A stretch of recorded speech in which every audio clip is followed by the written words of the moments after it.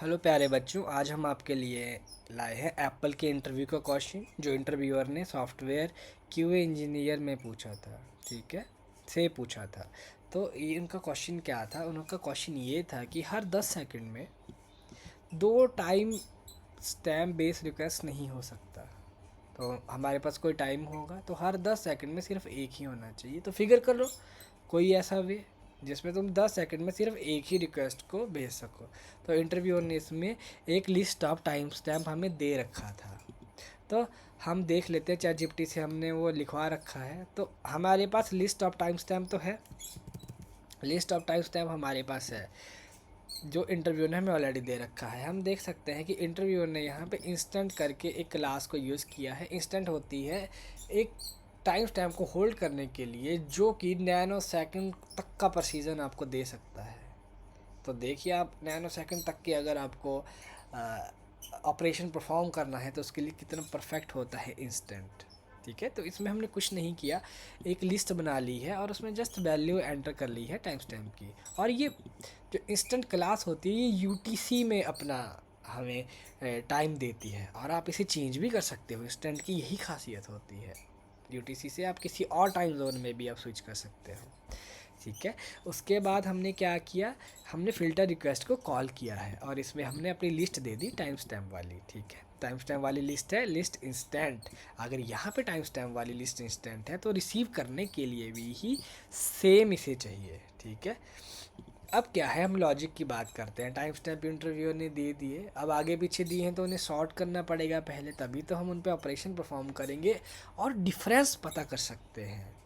ठीक है, तो सबसे पहले हमने वही किया है। हमने जो भी टाइम स्टैम्प हमारे पास आया हुआ है हमने उसे क्या किया है, शॉर्ट कर लिया। अब हमने इसको शॉर्ट कर लिया है। अब शॉर्ट करने के बाद क्या करना है, हमें एक और लिस्ट बनानी है, अलॉट लिस्ट, जिसे हम एंड में प्रिंट करा देंगे। तो हमारे पास ये अलॉट लिस्ट हमने बना ली, सेम टाइप की बनेगी। ठीक है, रिटर्न आप देखिए सेम ही हम कर रहे हैं और यहाँ पे रिसीव भी सेम ही होता है। ठीक है, तो हम इसे अलॉट लिस्ट जो कि हमें एंड में प्रिंट करानी है वो भी हमने अब बना ली है। लिस्ट बनाना तो बहुत आसान है। ठीक है, उसके बाद हमने क्या किया, हमने लास्ट अलॉट का हमें पता रहना चाहिए ना, तभी तो हम कंपैरिजन कर पाएंगे। तो शुरुआत कहाँ से करें, चलो इसे नल रख देते हैं सबसे पहले।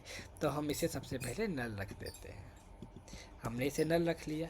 ठीक है, नल रख लिया, पर जब भी हम फर्स्ट टाइम स्टैम्प से शुरू करेंगे तो फर्स्ट टाइम स्टैम्प से शुरू करने के बाद हम इसमें फ़र्स्ट वाला डाल देंगे अपना। ठीक है, और उसके बाद हम क्या करेंगे, जब भी हम अपने लूप में चलते जाएंगे और हमें मिल जाएगा कि yes this is the correct time stamp, हम इसकी वैल्यू को अपडेट कर देंगे। हम इस तरह से इसमें काम कर सकते हैं।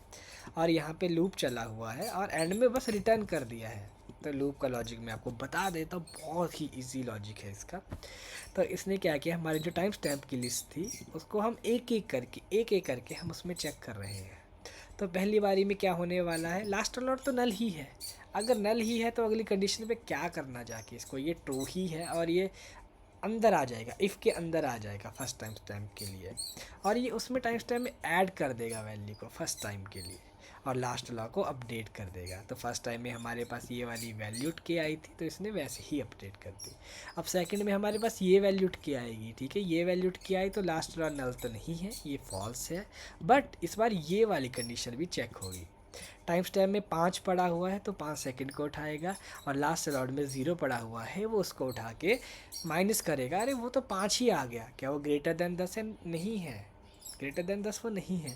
तो ये इसे स्किप कर देगा और अगले वाले लिस्ट को फैच करेगा। ठीक है, लिस्ट के एलिमेंट को फैच करेगा। अब अगले वाला 12 है, 12 को उसने उठाया, चेक किया, नल है, ये तो फॉल्स है। अब इस पे आएगा 12 के बाद 12 माइनस 0, यही होगा।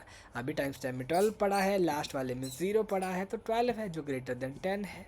तो उसने उसमें ऐड कर दिया 12 वाला। अब लास्ट लॉट को अपडेट करके इसमें लास्ट लॉट में 12 कर दिया और इस तरह से ये लिस्ट चलती जाएगी। और एंड में हमने अलाउड रिक्वेस्ट को वापस कर दिया, उसमें इसने इसको कैच कर लिया। अब हमें बस एक ही चीज़ करनी है, इसको बस प्रिंट कराना है।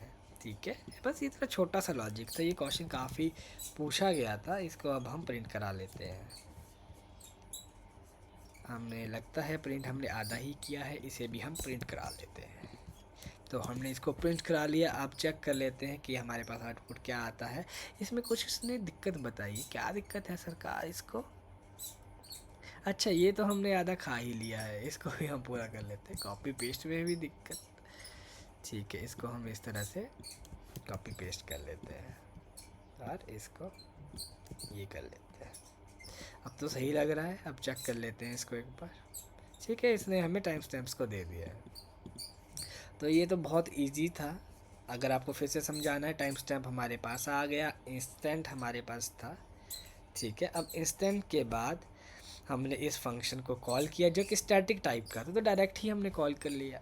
ठीक है, जो कि एक लिस्ट को रिटर्न करेगा, इंस्टेंट टाइप के ऑब्जेक्ट वाली लिस्ट जो रहेगी। ठीक है, और ये रिसीव भी सेम चीज़ को कर रहा है। हमने लिस्ट को सॉर्ट किया और उसके बाद हमने लास्ट अलॉट किया, क्योंकि यहीं से ही हम शुरुआत करेंगे। ठीक है, और इसके बाद गेट इपॉक सेकंड करके हमने अपना लॉजिक लगाया, और बस वही था। 10 का डिफरेंस हमें उसमें देखना था। इजी क्वेश्चन था जो एप्पल ने पुट किया है। तो बस थैंक यू, आज के लिए इतना ही। हम आने वाली सीरीज़ में मैं और एआई को बढ़ा चढ़ा के आपको बताऊंगा। अच्छा, यहाँ पे हम एक और चीज़ कर सकते हैं, वो भी मैं आपको दिखा सकता हूँ। क्या हम इसे सॉर्ट करके नहीं, प्रिंट करके देखें। इसको हम प्रिंट करके देख लेते हैं एक बार, time stamp dot gap epoch second को।